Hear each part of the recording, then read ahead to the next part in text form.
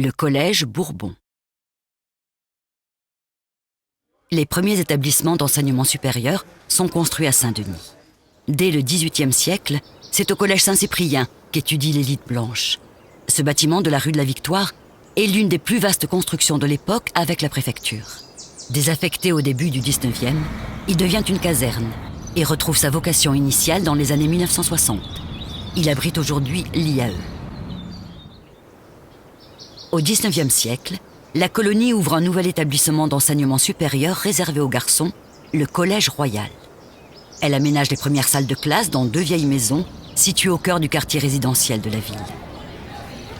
Sous la direction du colonel Jocelyn Mingard, 11 enseignants accueillent alors 46 élèves.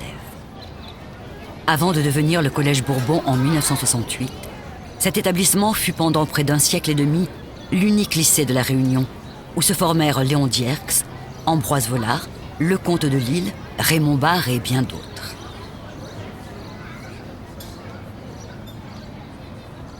Le bâtiment principal, ou vieux lycée, a été construit en 1829.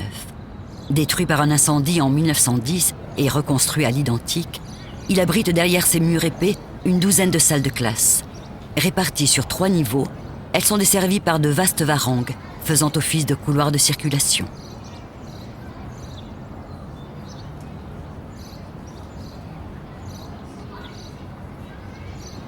Pour faire face au nombre croissant d'élèves, l'établissement s'est progressivement doté de nouveaux bâtiments, ce qui explique la diversité des styles architecturaux de l'ensemble.